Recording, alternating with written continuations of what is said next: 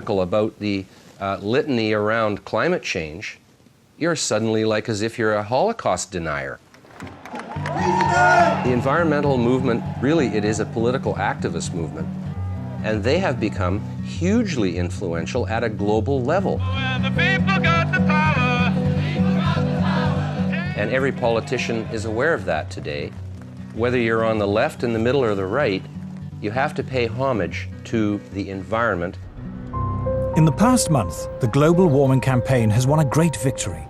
The United States government, once a bastion of resistance, has succumbed. George Bush is now an ally. Western governments have now embraced the need for international agreements to restrain industrial production in the developed and developing world. But at what cost? Paul Driesen is a former environmental campaigner.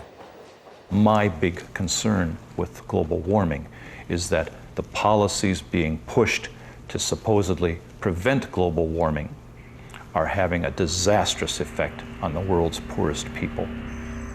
Global warming campaigners say it does no harm to be on the safe side. Even if the theory of man-made climate change is wrong, we should impose draconian measures to cut carbon emissions just in case. They call this the precautionary principle. The precautionary principle is a very interesting beast. It's basically used to promote a particular agenda and ideology. It's always used in one direction only. It talks about the risks of using a particular technology, fossil fuels, for example, but never about the risks of not using it. It never talks about the benefits of having that technology. Anne Muagela is about to cook a meal for her children. She is one of the 2 billion people, a third of the world's population, who have no access to electricity. Instead, they must burn wood or dried animal dung in their homes. The indoor smoke this creates is the deadliest form of pollution in the world. According to the World Health Organization, 4 million children under the age of 5 die each year from respiratory diseases caused by indoor smoke, and many millions of women die early from cancer and lung disease for the same reason. If you were to ask a rural person to define development, they'll tell you, yes, I know I've moved to the next level when I have electricity. Actually, not having electricity creates such a long chain of problems, because the first thing you will miss is the light. So you get that they have to go to sleep earlier because there's no light. There's no reason to stay awake. I mean, you can't talk to each other in darkness.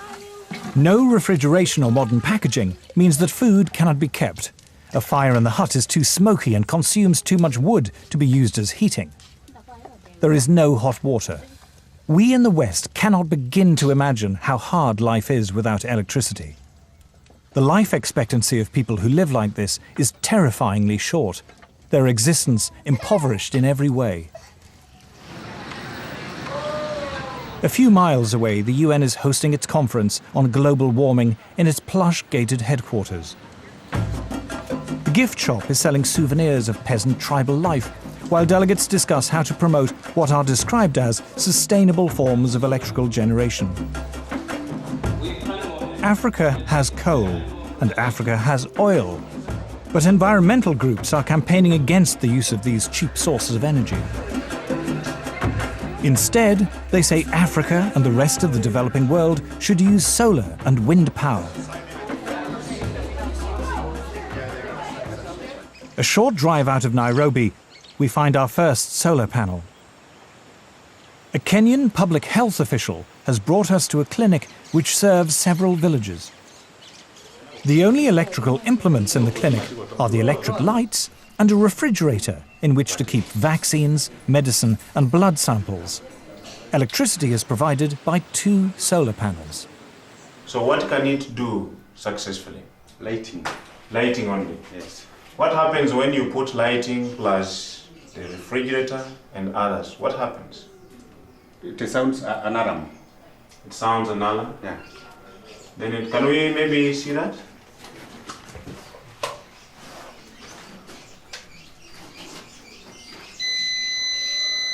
The solar panels allow Dr. Samuel Mwangi to use either the lights or the refrigerator, but not both at the same time.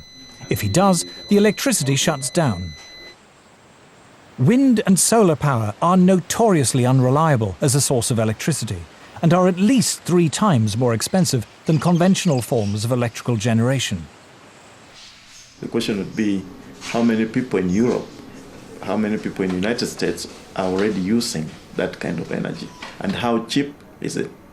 You see, if it's expensive for the Europeans, if it's expensive for the Americans, and we are talking about poor Africans, it doesn't make sense. The rich countries can afford to engage in some luxurious experimentation with other forms of energy. But for us, we are still at the stage of survival. To former environmentalist Paul Driesen, the idea that the world's poorest people should be restricted to using the world's most expensive and inefficient forms of electrical generation is the most morally repugnant aspect of the global warming campaign. Let me make one thing perfectly clear. If we're telling the third world that they can only have wind and solar power, what we are really telling them is, you cannot have electricity. The challenge we have when we meet Western environmentalists who say we must engage in use of solar panels and wind energy is how we can have Africa industrialized. Because I don't see how a solar panel is going to power a steel industry, how a solar panel is going to power maybe some railway train network. It might work maybe to power a small transistor radio. I think one of the most pernicious aspects of the modern environmental movement is this romanticization of peasant life. And the idea that industrial societies are the destroyers of the world. One clear thing that emerges from the whole environmental debate is the point that there's somebody keen to kill the African dream. And the African dream is to develop. The environmental movement has evolved into the strongest force there is for preventing development in the developing countries. We are being told, don't touch your resource, don't touch your oil, don't touch your coal. That is suicide. I think it's legitimate for me to call them anti-human. Like, okay, you don't have to think humans are better than whales or better than owls or whatever if you don't want to, right? But surely it is not a good idea to think of humans as sort of being scum, that it's okay to have hundreds of millions of them go blind or die or whatever. I just can't relate to that. The theory of man-made global warming is now so firmly entrenched, the voices of opposition so effectively silenced, it seems invincible, untroubled by any contrary evidence, no matter how strong. The global warming alarm is now beyond reason. There will still be people who believe that this is the end of the world, particularly when you have, for example, the chief scientist of the UK telling people that by the end of the century, the only habitable place on the Earth will be the Antarctic. And humanity may survive thanks to some breeding couples who move to the Antarctic. I mean, it's hilarious. It would be hilarious, actually, if it weren't so sad.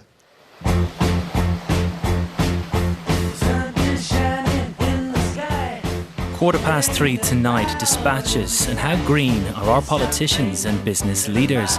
Next Monday night at 8, dispatches again, this time focusing on Prince Charles, independent monarch or meddling prince. Next tonight, Mammoth Movie, the beautiful tale of a fateful love affair, The English Patient.